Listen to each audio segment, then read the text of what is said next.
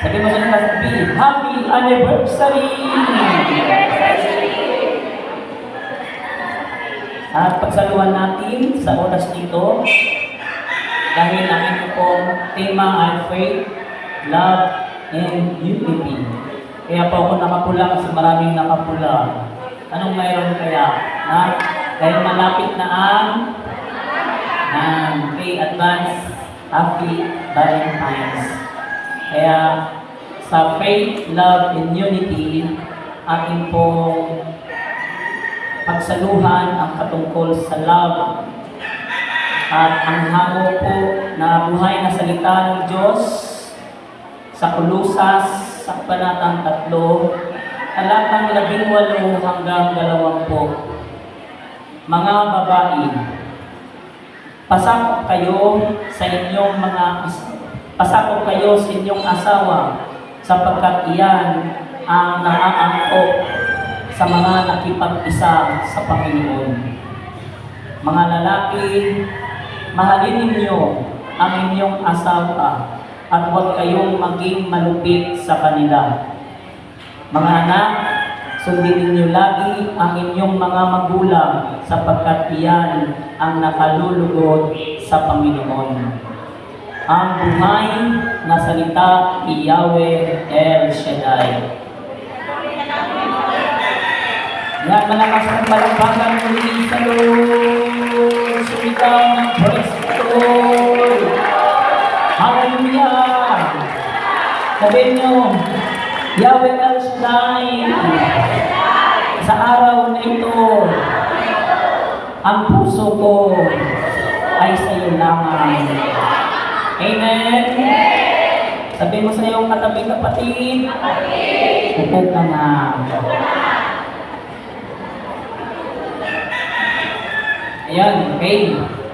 So, dahil po sa tema nyo, faith, love, and unity, ito po ay pangatlong taon ko na po na laging ganitong panahon ng Valentine's.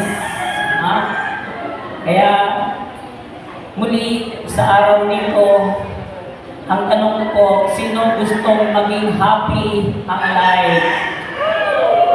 Yung hindi nagtaas, nalungkot yan. Ulitin ko, sino gusto maging happy ang life? Gusto nyo maging happy ang life talaga? Gusto nyo malaman kung paano? Kung gusto nating maging happy ang life, happy ang wife. Tama? Paano maging happy ang life kung malungkot ang wife? Mga minamahal na kapatid sa Panginoong Kristo, yan yung ating usapan. Kasi maraming malungkot ang buhay. Maraming sugatan na puso. Kaya yan yung tema natin, happy life, pag happy ang life. Yan. Gusto nyo malaman? Dahil sa binasa, mga kapatid, mga babae, pasakop kayo sa inyong asawa. Ano daw? Pasakop? Kanino? Kapitbahay? Ay, hindi. At sabi naman sa lalaki, mahalin ninyo ang inyong asawa at huwag kayong maging malupit sa kanila. Ano sabi? Sa lalaki, mahalin ang kapitbahay? Huwag tayong magkakamali. Dahil mga kapatid sa Panginoon, kung talagang gusto natin na maging happy ang ating buhay, sundin natin ang sinabi ng Panginoon. Huwag nating baliktarin. Malinaw naman sinabi ng Lord, ikaw babae, pasakop ka sa iyong asawa. At ikaw naman lalaki, mahalin mo ang iyong asawa. Kaya, bago magpatuloy, meron pong super lolo at super lola. Ha?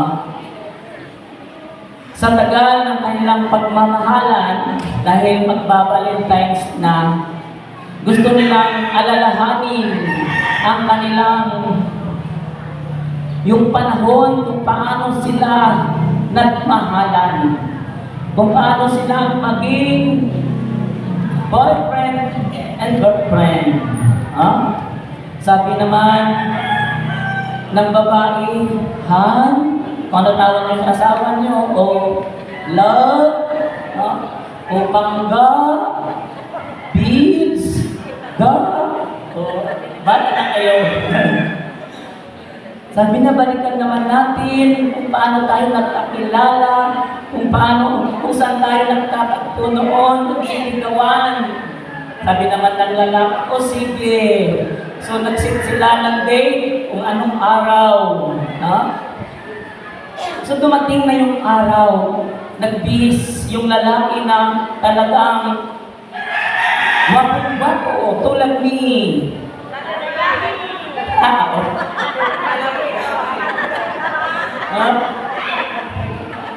siyempre, kailangan pumorma. So, imagine nyo na lang, nasa tabing ilog na may puto.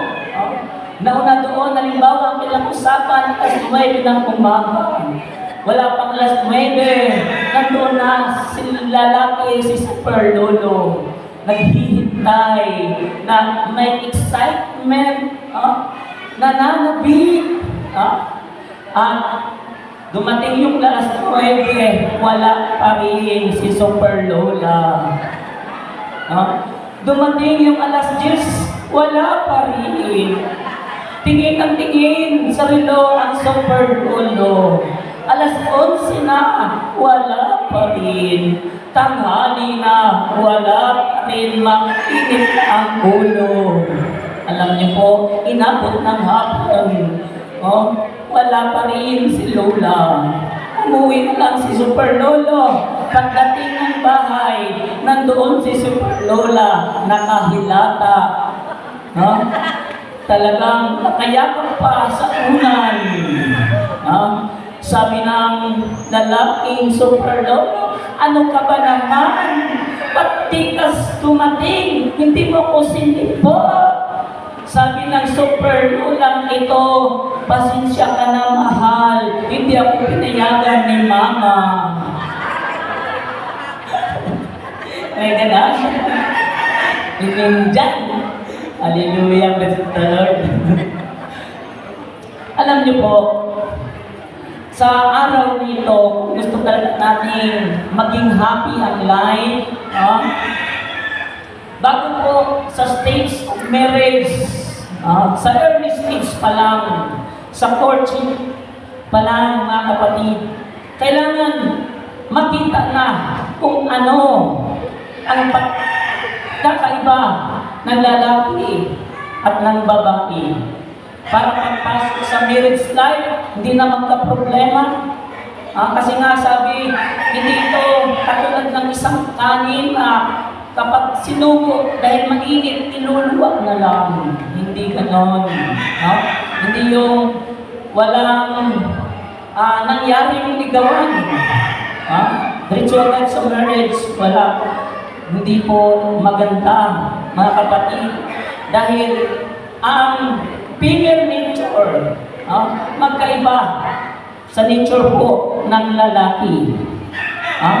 Sabi, ang babae po ay emotional.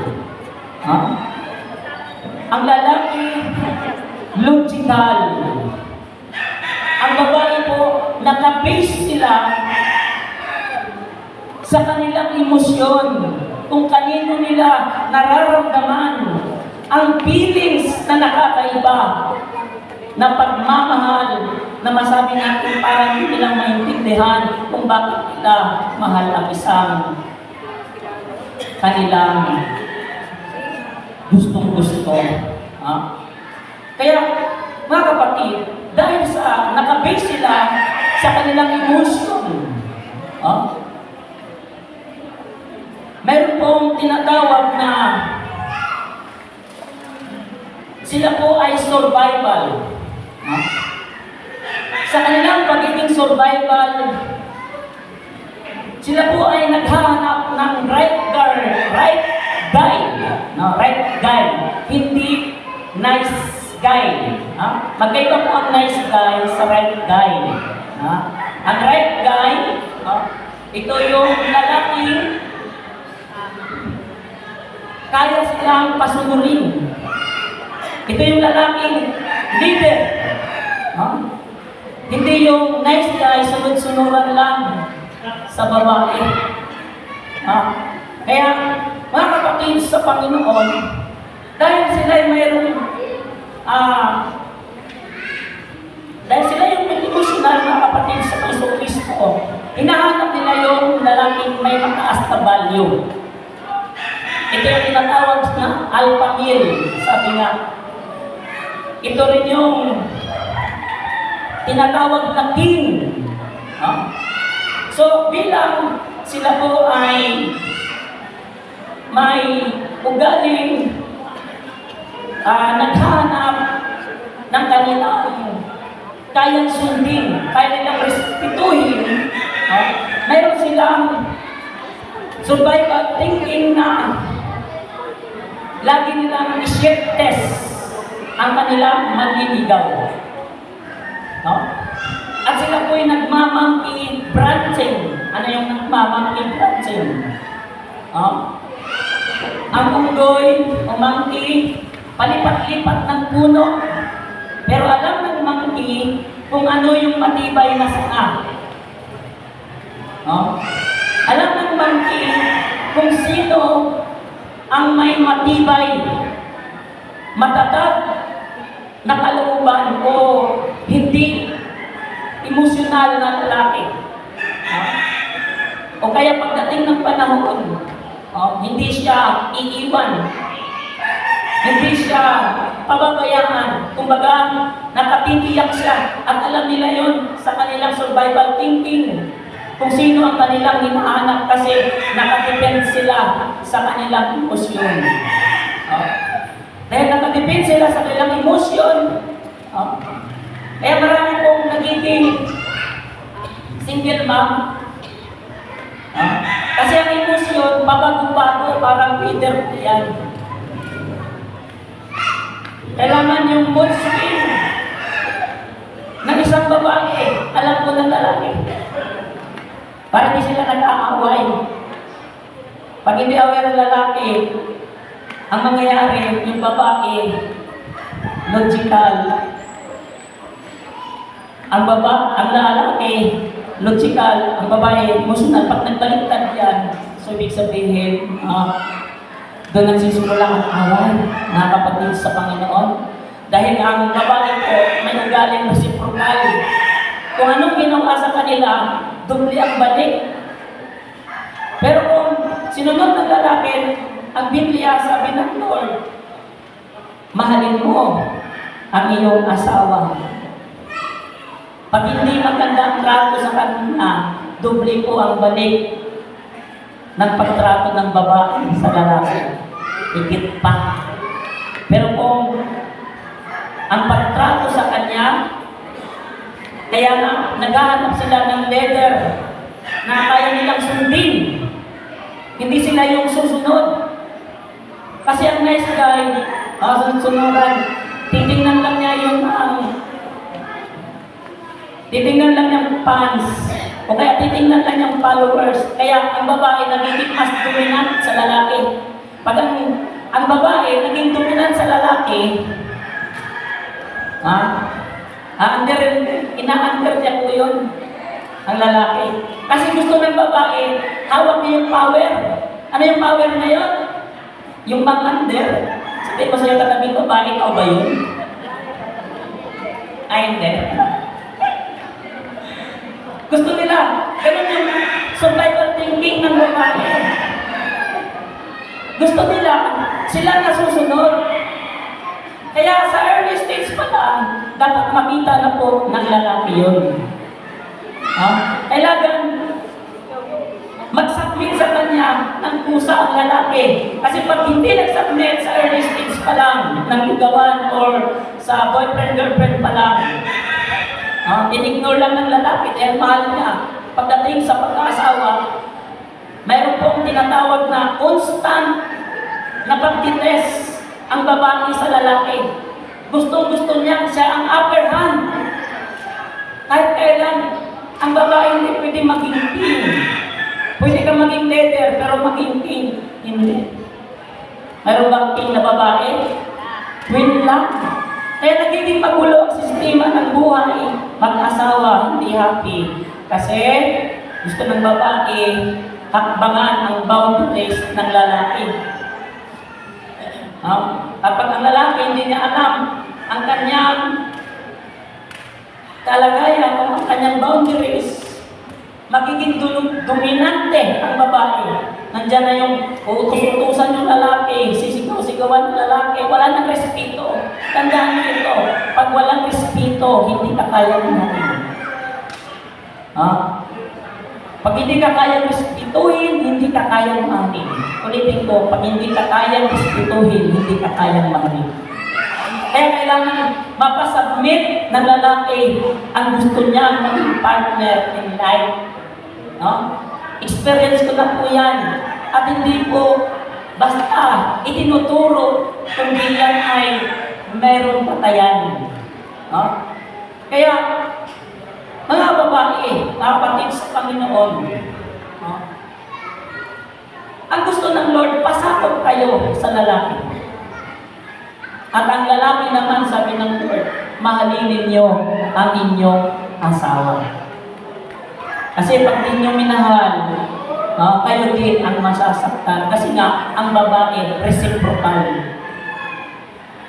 Tama? Parang ayaw nyo sumangayon. Reciprocal ang babae. Kaya kung mabait pa yan nung una, huwag kang magtaka kung iyan ay naging parang Dracula. Dracula talaga.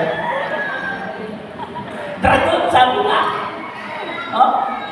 Naging leon yan. Huwag kang magtaka, ikaw ang dahilan yan. Kasi hindi mo siya nakuman ng maayos nung kayo po ay nasa early stage pa. Kasi kung mag-asawa na kayo, ganun pa rin siya. Pagtisan mo habang buhay ka. Kung tahimik yan dati, maging parang Carmelite yan. Bakit? Sa una pa lang sa early stage, hindi po siya napasunod. Hindi mo siya napasubmit. Kasi, kung sabi ko nga, constant ang babae. Lagi kanyang ititest, nakunin at subukin ang power na iyon na siya ang masunod. Yun ang kanilang survival thinking. Kaya sa mga katulad ko na lalaki, kailangan natin may alam din sa dating. Kahit matalino pa pag wala kang alam sa dating. Sa Biblia, napakarami pong nasisira ang plano ng Diyos. Bakit? Babae ang nasusunod. Inulit nito ni Kristo, ikaw babae, pasakot ka sa lalaki. Para wala problema. Hindi porket may trabaho ka, malaki income mo sa lalaki, underestimate mo na yung asawa mo. Ano yun? Sinaguro mo lang, pinili mo, para anurin mo lang. Excuse me po. Diba? Kaya, wala pong kasiyahan sa buhay mag-asawa kasi nga, nag-aandiran, nagsasatuhan. Para ano? Para magsama. Kasi marami pong nagsasama sa papel na lang, sa papel lang. Walang katahimikan. Parang yung kwento ng magpamilya, sabi ng lalaki, di mo niya ka. Sabi naman ng babae, di mo niya ka. Sabi ng anak, makalayas na nga sa impyerno ng bahay na ito. Kaya, napakala po ako, mga kapatid, alam natin yung boundaries natin bilang lalaki at bilang babae, alam niyo yung boundaries niyo. Hello? Palakpak na yung mga nag-a-under.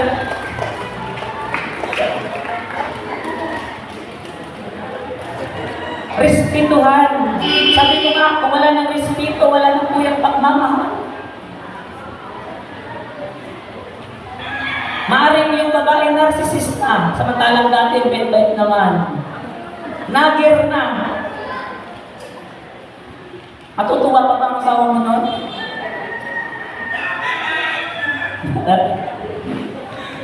Ha? Kaya, sabi nga, ang word na, sabihin niyo asawa, buong buo no? Sa mga unang taon, 1 year, 2 years, 3 years, andun pa yung sweetness, andun pa yung pagmamahalan, andun pa yung pagdadamayan, pagtutulungan, pag-uunawaan. Isang plato lang ang pinagsasaluhan. Paglipas ng mga 5 years, yung salitang asawa, binawasan ng unang litra, ano na lang natira? Sawa na. Nagsasawa na. Tanda natin yung love, nawawala po yan. Namamatay ang love. Ang attraction, namamatay din sa maraming kadahilanan. Kaya, kailangan alam ng lalaki kung paano mapasubmit ang kanyang asawang babae. Kailangan ilagay niya lagi sa soft side, sa pagiging feminine ng babae. Kasi kapag yan ay naging hindi na kontrol, ikaw ang kukontrolin. Kaya mga babae, huwag kayong makontrol ng asawa niyo.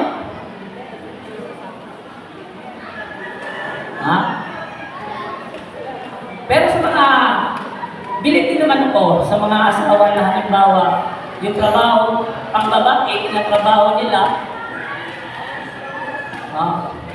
hindi naman po yun kabawasan para sa akin ng pagiging lalaki. Lalo na kung ang babae na may trabaho, yung asawa, wala. Ano ang gagawin ng asawa? Wala nga naman, wala ka namang trabaho, ito pa yung parang busi. Napag-uusapan naman po yun napagkakasunduan. Kaya, mga kapatid sa Panginoon, tunay po, ang Diyos ay Diyos ng pag-ibig at naglagay po siya ng sistema. Kaya, sa oras na ito, bilang mga anak ng Diyos, maging huwara nawa tayo, no? Sunod tayo sa word na asawa, nabawasan ng isa, asawa na nabawasan ng isang letra ulit, ano natira? Awa na lang. Awa na. Nagsasama na lang tayo sa awa kasi may anak Pero wala na, sawak na, awak na lang. Nabawasan pa. Nasunod na letra, ano na? Wag na lang, wag na kilig. Wala na dating. Wala lang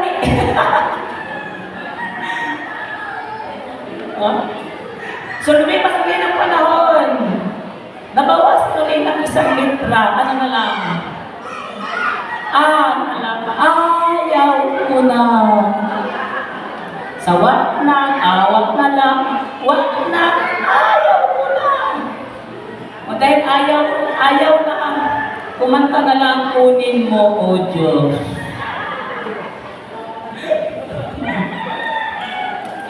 Diba? Yun yung nakakatakot. Sa mga nadam, sa mga na-reject, sa mga hindi pinili, huwag panghinaan ng loob, huwag magalit, huwag magsilos. Unawain ang female nature. Kaya nga sila po ay nagmamonkey branching para hanapin ang kanilang right guy, ang high value men, ang kanilang maging king, ang kanilang magiging leader. No? Hindi fans, hindi follower. No? Kasi pag tiningalan mo siya mataas, titingnan ka niyang mababa.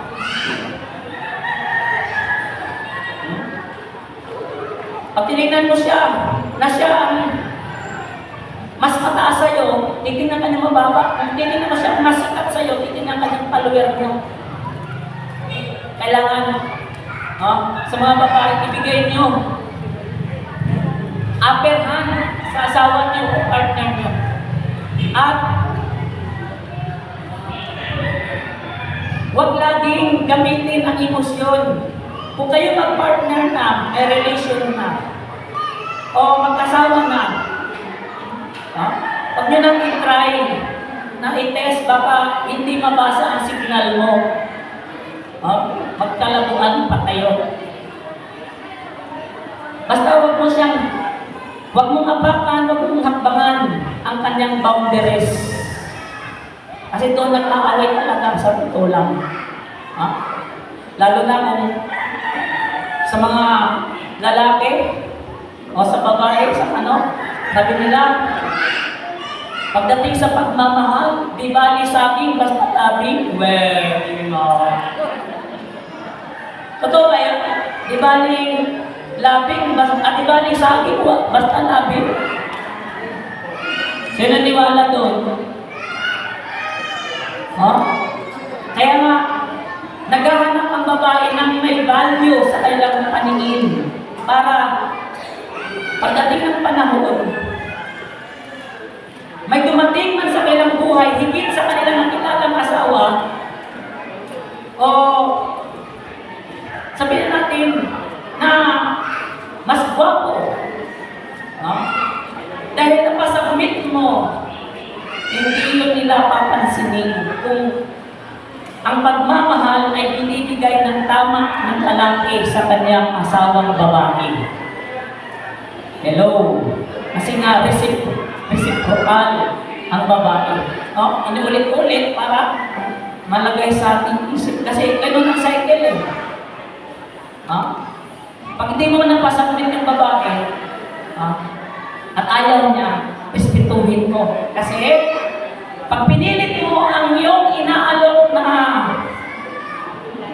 pagmamahal o kaya relation, sagutin ka man yan, hindi magiging maganda ang inyong pagsasama.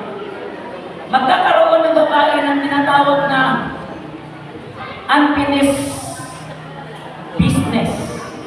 Feeling na unfinished business. Magiging magulo ang relationship na bakit yung isip niya hindi, o kaya ang pusong isip niya hindi nakapokus sa iyo. Ang atensyon niya, nabibigay niya pa sa iba. Walang full attention. Kasi nagiging half-hearted siya. Pero kung nag-submit siya ng pusa, yun ang maganda. Magsasama kayo ng happy ang buhay, pinagpala pa ni Yahweh El Shaddai. Amen? Kasi, February 14 na. Tsaka, napakalaking bintag po sa lalaki. Kapag yung babae, okay lang kung di ba kayo magkasintahan eh. Napakalaking red flag sa lalaki kapag yung babae masyadong friendly. Too much friendly sa lalaki. Sa mga lalaki. Kasi yung lalaki, kahit matino yan, kayo na, matatakot yan. Alam niyo ang gagawin ng lalaki? Maasahin ka na lang yan na mahal ka niya. Pero pag nakuha na niya gusto mo, magiging single man ka. Maraming pong ganun. Malamang may nakilala na kayo. Ha? Kasi ang lalaki naghahanap ng matino na babae. Kung babae na anak niya, right guy, king. Ano ba? High value men. Ganun din ang lalaki. Oy. High value woman. Kasi long term, pinag-uusapan. Ha? Minsan lang magkamali.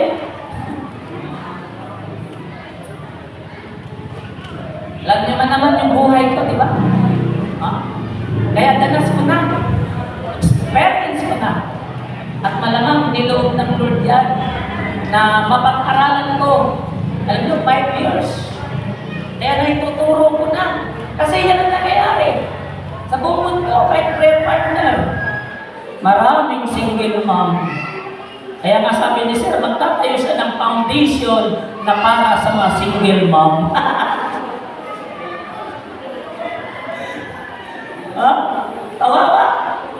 Kasi nakabasa sila sa emosyon. Kaya kapag meron ka ng ka-relationship or nasa stage ka ng pagiging mag-asawa kayo, huwag laging emosyon. Kailangan may logical. Ha? Kasi kung nakabase ka lang sa emosyon, wither, ito pa magbabago yan. Doon nasisira, mga kapatid.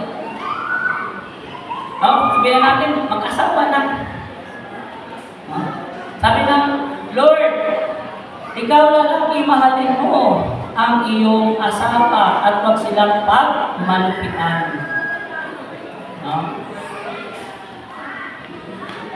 Alam niyo po, mga kapatid sa Panginoon, sabi nga ng Lord, mahalin niyo parang minamahal ng Diyos ang kanyang iglesia. Tayo po yun. Paano kayo minahal ng Lord? Bilang kanyang iglesia, ibinigay mo ng protection, attention, mga kapatid sa Panginoon. Kaya, gawing sentro si Lord. Yung privacy ng bawat isa, baka sa cellphone na lang, lagi nang pinag-aawayan din yan eh. Parang may tinatago, hayaan mo lang. Kasi pag ganun, lagi lang, bawa yung lalaki, nagdududa sa miss, baka may kachat ng iba. Hayaan mo lang, bigay mo kay Lord. Kung titignan mo yan, lalo kang aasarin. Kunyari, may kausap, wala naman yun. Pag-pray mo sa Lord, kung talagang may gawin yan, si Lord nang bahala. Tatakutin yan. Hindi matutuloy ang balak niyan. Basta alam mo, pinagkatiwala mo na sa Diyos. Amen? Ganon din sa lalaki. Sa mga babae, pag-uwi ng husband nyo, huwag niyo sabihin, saan ka nagtuloy? Bakit nagtuloy mo? Sino naman ko sa mga kanina?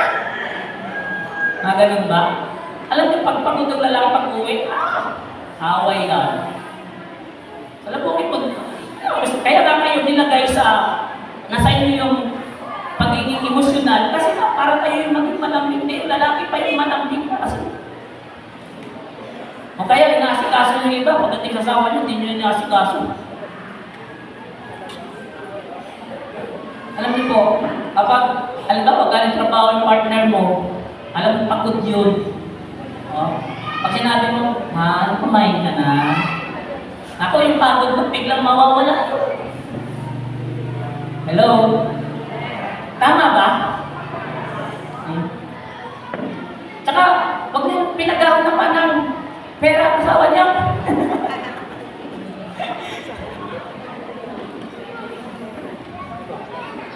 Hello? Dapat niya, bigyan niyo pa eh. Nang pasobra, lahat ng sweldo, inuubos niyo, wala kayong tinitira sa kanya, saktong-sakto lang sa pamasahe. Ano kung nalumagpas yun, o kaya naligaw yun, hindi na makabalik, wala na pamasahe.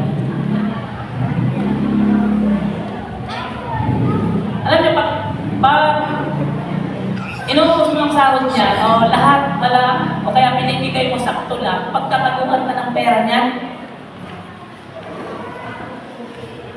Kung gusto talaga magluluko yan, kahit bantayan mo pa 24 hours. Tama? Palakpakan ng Panginoon.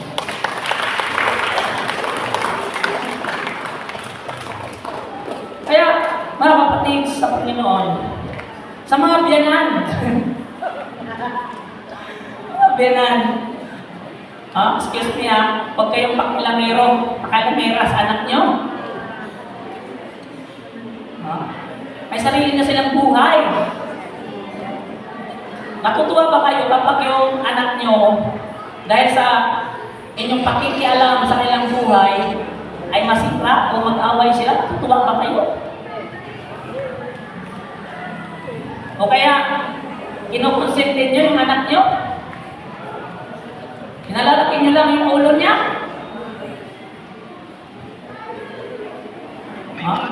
Yun yung nakikita ko eh. Kaya kung gusto natin ng happy, ang life, dapat happy din ang buwan. Kaya sa mga lalaking tulad ko, dapat isa lang. Isa lang talaga. Parang yung yung kwento. Dahil magba-Valentine's, yung lalaki pumunta sa bilihan ng mga Valentine's card. Pumunta sa sales lady, nagsabi na, Miss, meron ba kayong quote na my only one? Ay, sir, meron po. Pabili nga ako ng 10. Hindi nyo yata nag-gets, ano? Oras na ba? Overtime na naman. Ayun. Sabi nga okay lang magkaroon ng only one, basta si Lord ang number one. Amen? Basta tandaan nyo, gawin nating sentro si Lord. Anong relationship mayroon? Si Lord ang bahala. Basta ipagkatiwala ang lahat kay Yahweh El Shaddai. Gawin lang natin ang nararapat na maparangalan si Lord at champion si Lord na ang bahala. Amen? Tayo na po tayong lahat dahil ang pag-ibig is napaka-makapangyarihan. Kaya power of love.